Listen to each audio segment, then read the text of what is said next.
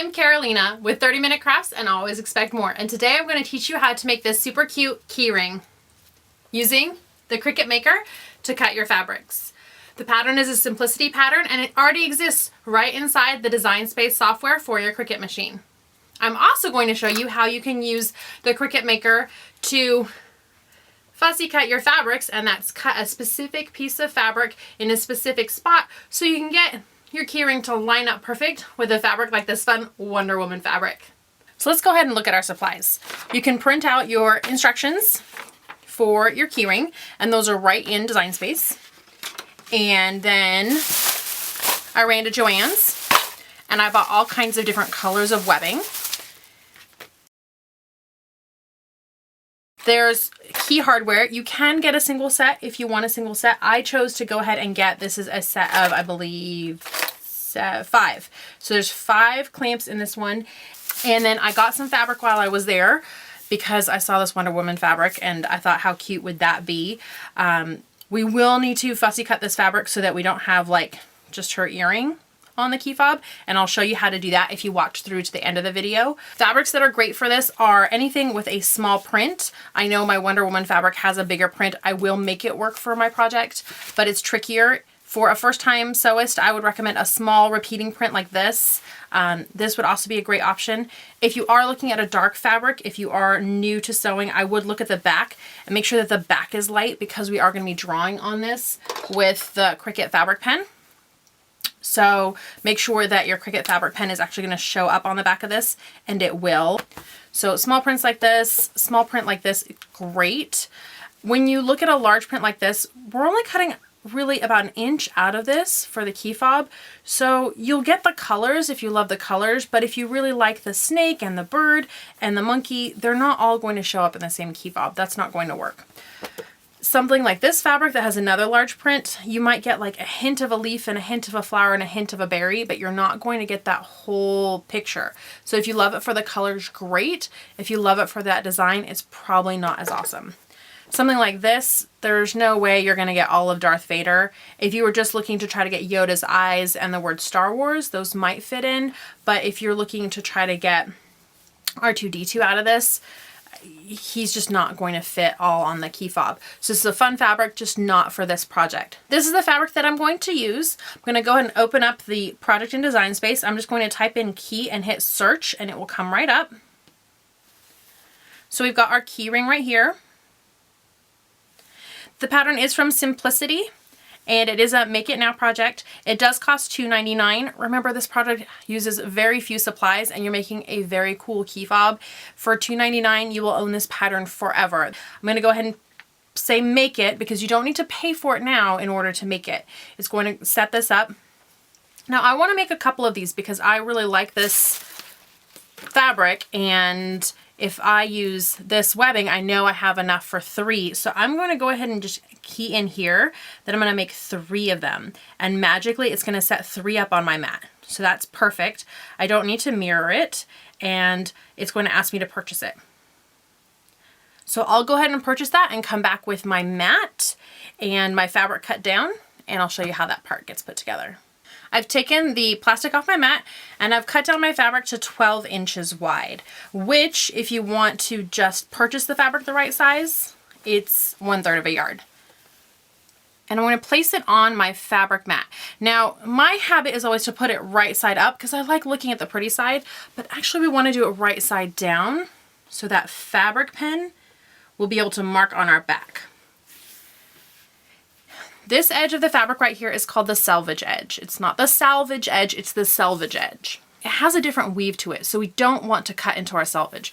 Have your selvage come up over the edge of the sticky part of the mat and just line up your side and just gently rub your fabric in place. If you've got bubbles, just lift it up and put it back. I've cut quite a bit of fabric on my Cricut Maker, and I found that the most important part is having these side edges really stick. When we cut with the rotary blade rolls over the fabric. It doesn't really push it around that much. So it's very forgiving using the rotary blade on fabric if you haven't pushed it down like terribly. But these edges where the rollers from the mat come by can lift up the edges, and that can cause problems. So I like making sure that my side edges are good. Now you'll notice I have this extra fabric just extending over the end of the mat, and that's perfectly fine. It's not going to cause any problems at all. I'm all set here. We can take this over to the Maker machine and start drawing and cutting. I have my Maker machine all set up here with my iPad. You can also do this on your computer or your phone as well. Now, if I didn't want these blue lines, I could toggle them off right here and just toggle them off. But we want to use them, so I'm going to say yes. And we'll go ahead and hit continue. The next screen is going to let us pick our material.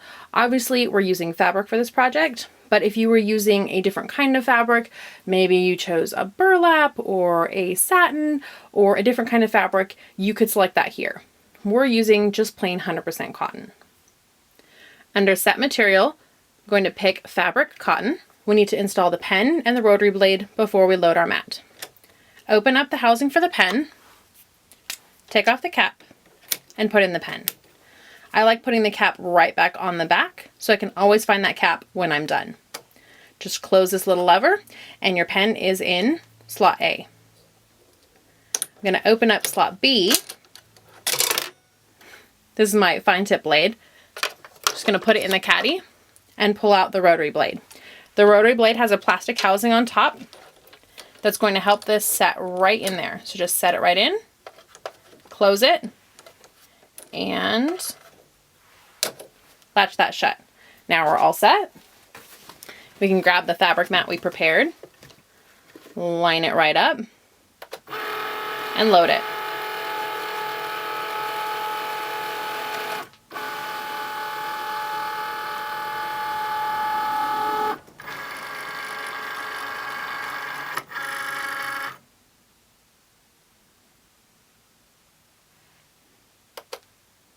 The machine will always do the writing first, and then it will do the cutting.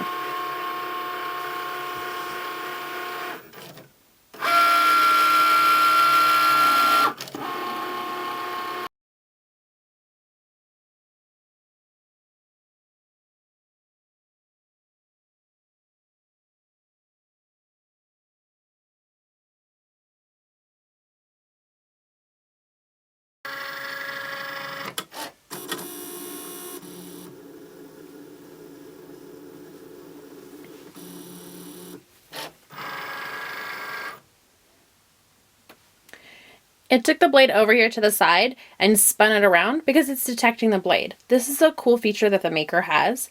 Because there's all different kinds of blades you can put in here, it wants to make sure that you don't have the wrong blade in place. If you have the wrong blade in place, it'll give you a little warning and say, hey, wrong blade, probably not going to work. Go ahead and switch that out.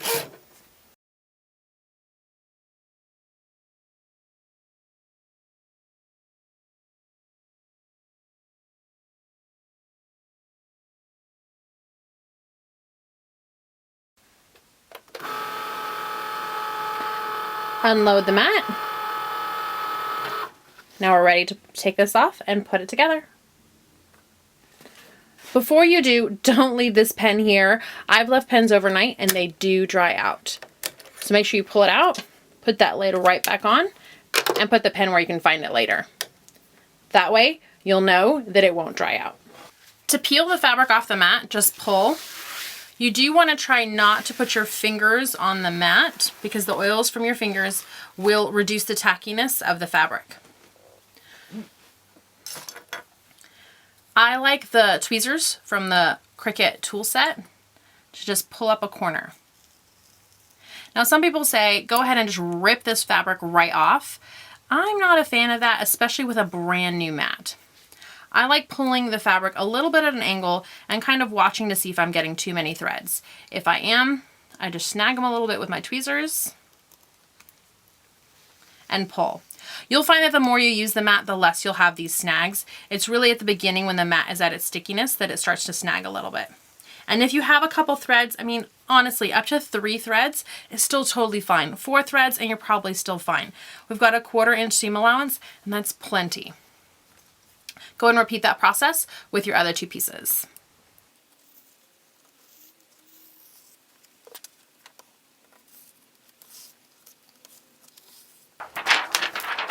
Put the plastic cover back on your mat so it doesn't get hairs or lints or fuzzies on it. Don't worry too much about these threads. Definitely don't use your scraper tool to scrape them off. If you don't like them, you can use your tweezers and pull them off. An easier way is to use the transfer tape, and you can put transfer tape on here, especially the super tacky transfer tape will pull this right off, but they're really not going to be in the way. So I just leave them there. Let's go ahead and grab one of our pieces. This one has a little bit of fray and these threads are just in my way a little bit. So I'll just use some scissors and trim those. No big deal. You can see where our blue lines are and that's where we're going to fold these over. If you have an iron handy, awesome. Go ahead and press it with an iron. If you don't, just finger press. And that's where we just use our fingers kind of like we're folding or scoring a card. And we're just folding these pieces over.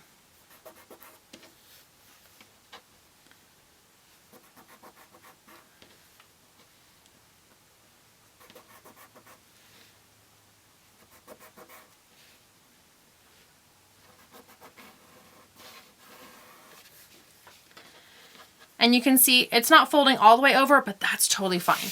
I'm going to go ahead and repeat that with the other side while it's handy and right here. And if you have an iron, you can do this with an iron. I usually finger press first before I do this with an iron, because if I'm going with the iron, I usually get pretty close to my fingers and I don't like burning my fingers. It's happened too often. If you're new to sewing, this is a very forgiving project. If you're just a little bit over or a little bit under on folding these seams in, no big deal. Grab your webbing. When I was at the store, they cut it with a piece of tape over the edge just so that it won't fray. You can leave that there for now or you can take it off. And I'm going to cut 12 inches. Now I have an awesome grid on my mat here on my table that'll tell me how big 12 inches is. But if you don't want to grab a ruler and you don't have a grid like this, there's one right on your mat. So go ahead and measure your 12 inches. Use your scissors and cut it off. So I have my 12 inches of webbing and I have my piece of fabric that has the pieces folded in. And you'll notice the webbing is a little bit longer. That's fine. No worries here. We're going to match up our webbing.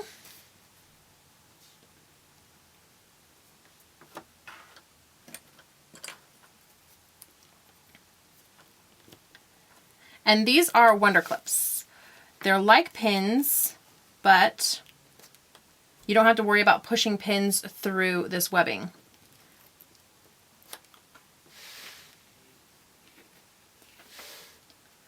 A quick tip, if you wanted to customize this fabric, let's say put some heat transfer vinyl on there that has a name, or if it says like, you have a guest house, so you write guest house, or you have a pool house, you write pool house. If you have more than one car, you might want to say that this one is, you know, for the Ferrari or the Tesla. Just kidding, guys. If this is for your bicycle lock keys, then you can write bike on here. You can do that with heat transfer vinyl, and I would do that before this step and secure the heat transfer vinyl on here. Make sure that you go in a little bit, I'd say about 1/2 inch before you add any heat transfer vinyl, and make sure your design is less than 1 inch. I'd go with 3/4 inch to give yourself some room, because when you do those stitching lines, you're not going to want to stitch over or into your vinyl. It won't look as professional. You can use more or less of these Wonder Clips. It's just to secure it in place while we sew. We have one side all clipped up, so we can take it to our sewing machine. The question is going to be, where do I sew? How close to the edge do I have to sew? Well, for this project, I'm actually going to sew about 1/8 of an inch from the edge. But really the answer is, when you folded 1/4 inch under, you want to make sure that you're not sewing off the right edge, but you're not sewing so far off the left edge that you're not catching that bit of fabric that's underneath. So 1/8 of an inch is going to be right down the middle of that 1/4 inch seam. If you're a couple hairs over to one side or a couple hairs over to the other side, it's not going to be a big deal. For me, the cool thing is I'm putting on my 1/4 inch foot, and the 1/8 of an inch means putting the edge of this right along the inside. Make sure that your needle's threaded. You can do that first stitch by hand if you're nervous. I'm going to go ahead and pull this first clip out of the way. It's a little too close for comfort, but you can always just move it down if you like. And you can slowly start sewing. If you see that fabric's lifting up with your needle down, just lift your presser foot up and tuck it underneath. If you're nervous at all, just lift up that presser foot and tuck it underneath.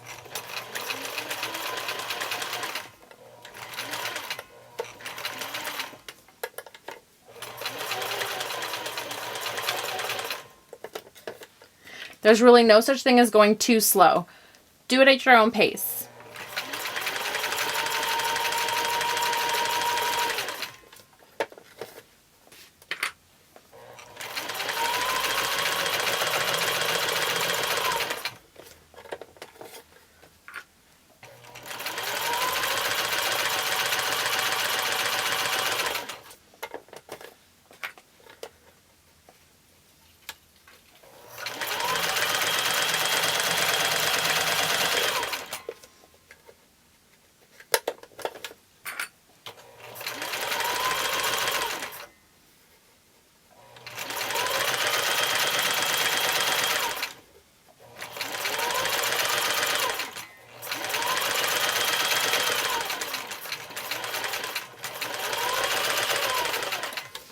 I stitched this on a nearly 20-year-old sewing machine. You don't need to have the latest or greatest or fanciest sewing machines to make this happen. So there we go. One side is done. I just need to do the other side. If you want, you can use Wonder Clips on this. I'm really not a big pinner or clipper, so I'm just going to stitch.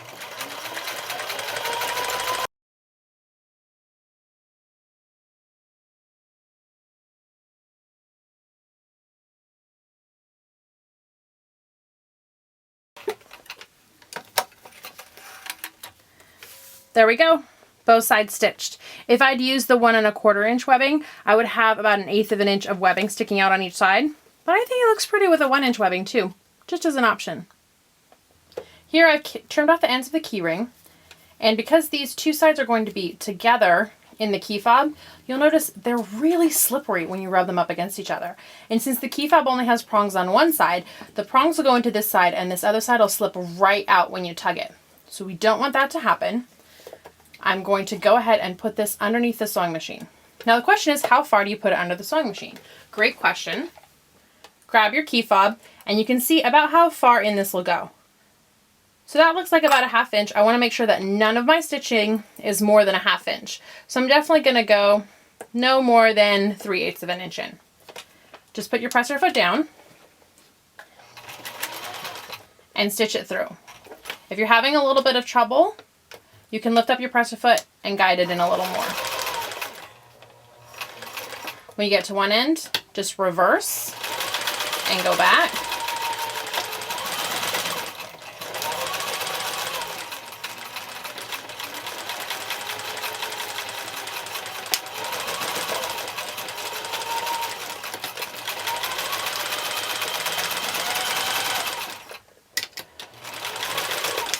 Perfect. Another option, instead of going back and forth, if you're familiar with your sewing machine, is that you could just zigzag stitch this. But if you're not familiar with how to work all the bells and whistles on your machine, don't worry, just back and forth across so that they don't slip apart. That's perfect. Now we can go ahead and put on our clasp. The clasp instructions are on the back of the package, right here, and it says that you can use some fray check on this edge to keep it from fraying. You could use some regular glue, but since we've done this stitch back and forth, we don't really have to worry about fraying. Make sure that your little prongs are sticking up. I've got one that's curved in a little more than I like, so I'm just going to grab my pliers and make sure that she's pointing straight so that it'll stab, and I don't want it exactly at 90 degrees, but instead of being at straight 90 degrees, just a little bit down. I'm going to tuck this in. Make sure it's centered and squeeze it with my fingers a little bit to get it to close.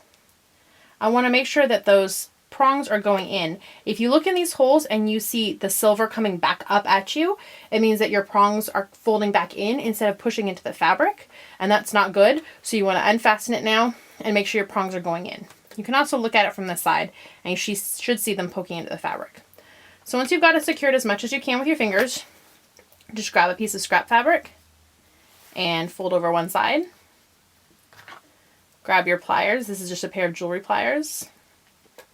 And squeeze. The scrap fabric is going to protect the metal from getting all scraped up. And it will slip and slide a little bit. You can see that slipping and sliding. So just secure it as best you can. And don't get your fingers underneath there where they'll pinch. So I'm just going to do the same with the other side. And pinch. You can see that my pliers made some marks on my fabric, but this is scrap fabric. I'm not worried about it. It did not make any marks on my hardware. So I'm going to give that a little tug. Perfect. It's in there securely, and that's exactly what we want. Now we just need our key ring. We can open that up, put it on the end of our key ring, and we're all done. Now, if you want to see how you can fussy cut your Wonder Woman fabric, go ahead and stick around because I'm about to do that. But if not, make sure you give this video a thumbs up, subscribe, and leave any comments. So I have my fabric mat and I have my Wonder Woman fabric. And this is just a remnant that I picked up at Joann's and I couldn't let it go. How cute is this? I'm going to use the keyring that I already made to kind of see which Wonder Woman I want. I really like this one. So you can kind of use your hands and see how much of her is really going to show up when you've got an inch left. I really like this Wonder Woman power pose. So I'm going to go with this one. Now, if I chose this one up by the edge, you'll see my key fob is going to cut into her hair. So I don't really want that one. I want one that's lower, like this one here. So not one up here, one like down here. And there's a couple different ways that you can do this. You can cut your 12-inch piece, or you can lay it on your mat. And I want her a little higher than center.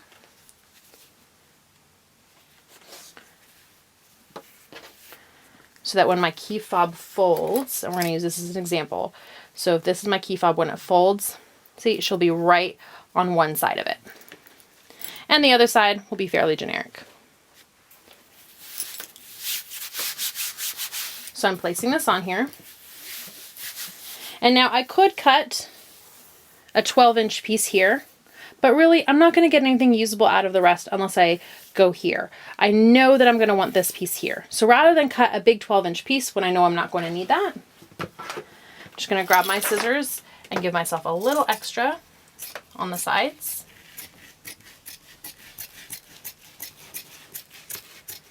And cut a piece like this. On the bottom of my fabric, I just cut across. On the top, smooth this out a little bit. On the top, I'm going to fold it over and just cut. I don't want a bunch laying over the top because a bunch laying over the top can get caught up in the machine, can get stuck underneath. I don't want anything beyond this edge of the mat. So now I have Wonder Woman all on there. So I'm going to bring in my iPad, and this is familiar. This is the same keyring project we had before with just one because I'm cutting just one. Down here in the corner is Snap Mat. This is currently only available for iOS devices, so that's iPhones, iPads, iPad minis. You press Snap Mat and you bring the iPad up over your project. And when you level it out, it'll automatically take a picture of the fabric on your project. I sometimes find that I have problems if I've got fabric laying over the edge and it is giving me a little bit of a hard time here. So I'm just going to cut this extra off down here so that it can truly see the edges of the mat for Snap Mat. Sometimes it helps to put the mat on the floor or on a dark table, but I like putting it down low. It makes it easier for me to look at the screen and maneuver my iPad while I'm getting Snap Mat set up. So I've got a picture of the fabric. It looks perfect. I'm going to click Use. And now I can move this design right onto my project. That looks good to me. So I'm going to hit continue. We're going to go through the same process that we did last time, picking cotton, taking everything over to the machine, making sure that all our tools are in, cutting it out, and sewing it just like before. Now, you'll notice that I used the front of the fabric here instead of the back of the fabric. That's because I wanted to make sure to line everything up. But all my marks are going to be on the front of my fabric. I'm okay with that for this project because this pen is water soluble. All the marks will just wash right out with water. And because the marks here are really for folding everything over, and I can use the marks whether they're on the front or on the back. So it's no big deal. Ready to see how well Snap Mat worked? Look at that. So now I can peel this off using my tweezers, press everything over, and I will be using the red back for this fabric. And that's how easy it was to make our super fun, super cute, and super handy key rings. Can't you see yourself making these for all the events? Teacher appreciation, neighbor gifts. You'll have a whole stocking full of these ready at Christmas time to pass out. If you enjoyed this video, again, make sure to give it a thumbs up. Subscribe to this channel because I have all kinds of crafty videos and so many more to come, and you don't want to miss any of them. And if you have any questions or comments, feel free to leave them below. I do check in and respond to those comments. Thanks for watching.